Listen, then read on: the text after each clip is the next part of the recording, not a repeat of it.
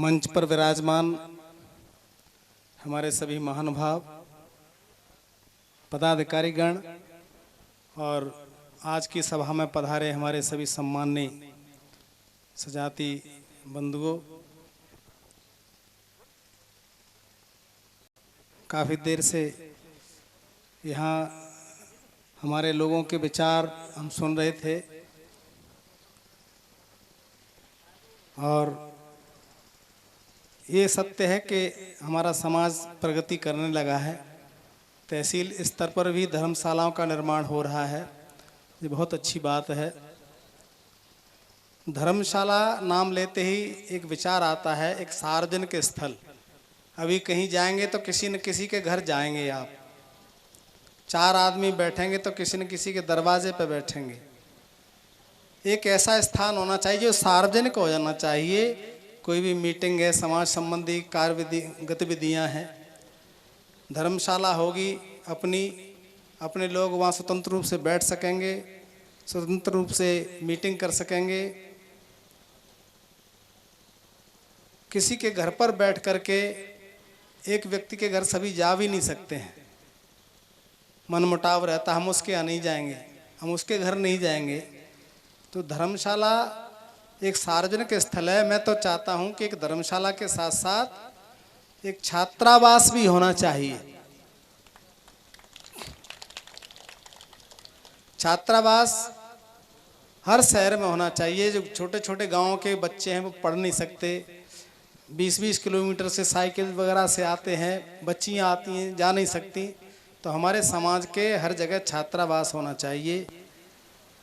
ग्वालियर में बहुत अच्छा छात्रावास बना है, जिसमें आसपास के कई जिलों के लड़के मैंने देखे हैं, गरीब घरों के बच्चे हैं, बड़े शहर में जाते हैं, 2000-5000 से कम किराए के कमरे नहीं मिलते हैं, लेकिन अपना छात्रावास, अपने समाज का छात्रावास 500 रुपये, 200 रुपये, 400 रुपये में कमरा मिल जाता है। कितनी बड़ी बात है। तो आज धर्मशाला की यहाँ बुनियाद रखी जा रही है। एक छात्रावास भी अपनी कल्पना में लाएं, ये मेरा सुझाव है। और उसमें सबसे पहली रसीद मेरी तरफ से होगी छात्रावास के लिए, क्योंकि हमें शिक्षा पर भी ध्यान देना है।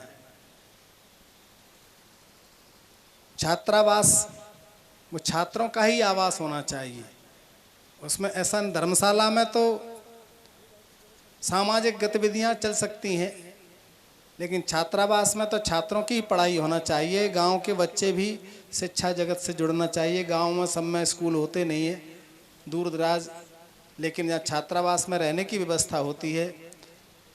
बहुत अच्छी बात है। मुरैना ने एक अच्छी परंपरा चलाई है। अभी एक सुंदर छात्रावास का निर्माण हुआ है, मुरैना में निर्माणाधीन है। और जो अभी 15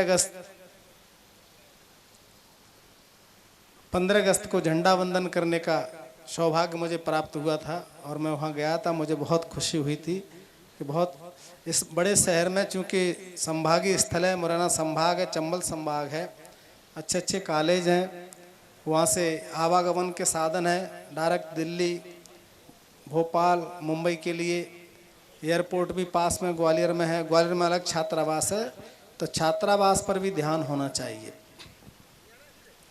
अभी अजनौधा वाले सोनू जी बहुत अच्छा बोल रहे थे, मैं उनकी बात को सुन रहा था। उनका दर्द ये नहीं था,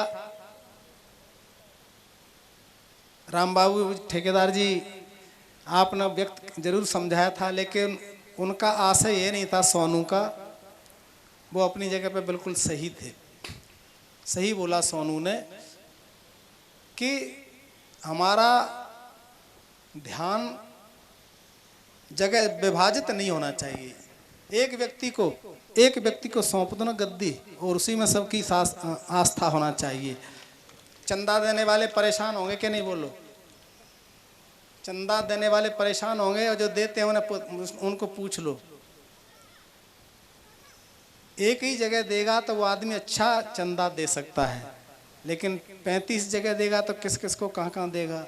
अलग अलग एक संस्था बनाओ, एक ही होना चाहिए, ग्रुप अलग अलग नहीं होना चाहिए।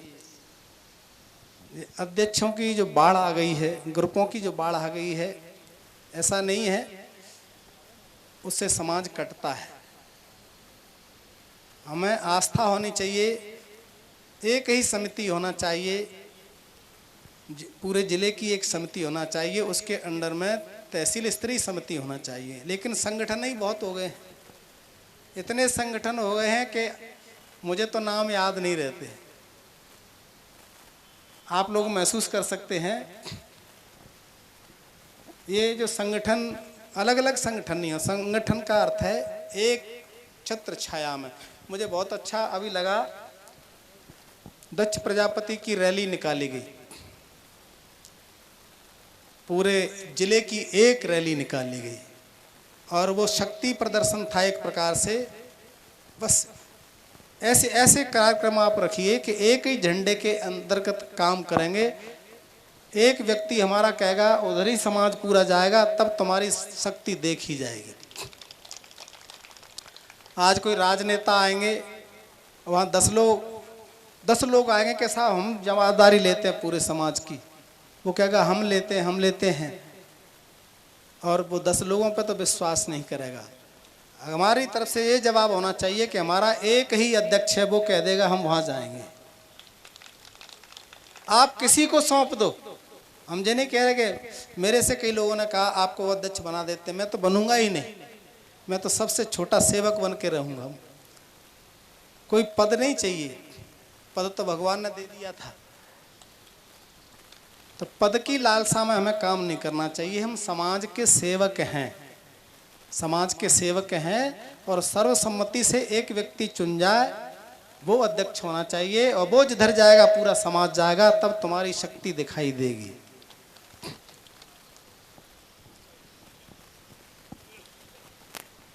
तो बहुत अच्छा, मैं उस बच्चे का उत्साहवर्धन करता हूं, और आपको हतोत्साहित होने की आवश्यकता नहीं है। निश्चित रूप से आपने जो बात कही है, इस पर हमारे मनीषी लोग विचार करेंगे। सर्वसम्मति से जितने संगठन हैं सब मिलकर के एक संगठन और बना लो, वो सब उसके अधीन हो, एक आवाज पे। सुन लो, सुन लिए बात, सुन लो, सुनो भाई माठ साहब, 1 मिनट सुन लीजिए।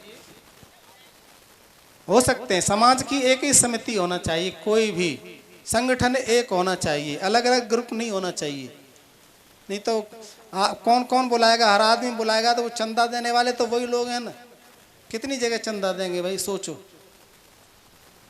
एक जगह शक्ति, मैं ये नहीं कह रहा किसी एक व्यक्ति को, जो सब संगठनों में है सबको मिटा दो, मिटाल करके एक संगठन बना दो पूरे जिले का। यही बात मैंने ग्वालियर में भी कही थी, एक संगठन होना चाहिए, अलग अलग ग्रुप नहीं होना चाहिए। इसमें ग्रुपबाजी होती है, वो फलाने ग्रुप के आ गए, फलाने ग्रुप के आ गए, ग्रुपबाजी, तो ये समाज नहीं बढ़ पाएगा। बढ़ेगा तब पूरा समाज एक झंडे के नीचे काम करेगा। उस समाज का इतना बड़ा बंदा भी कोई आ जाएगा, सर्स उसके लिए तैयार हैं। लेकिन अलग अलग संगठनों से हमारी शक्ति क्षीण होती है, शक्ति क्षीण होती है। दूसरा हमारा अनुरोध ये है कि शिक्षा पर विशेष ध्यान दें। धीरे धीरे जो बच्चों को पढ़ाना है, आप बच्चों को अच्छे विद्यालयों में पढ़ावें।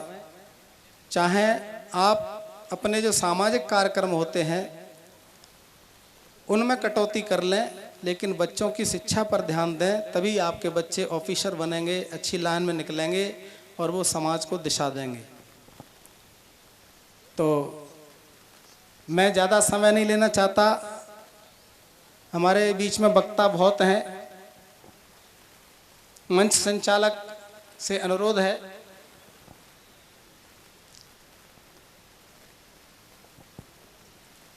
मंच संचालक से अनुरोध है कि मैं इतना ही कहकर के वाणी को विराम दूंगा। पहले एक संगठित हो जाओ, यही मेरा सूत्र है, यही मेरी निवेदन है। इस पर विचार जरूर किया जाए।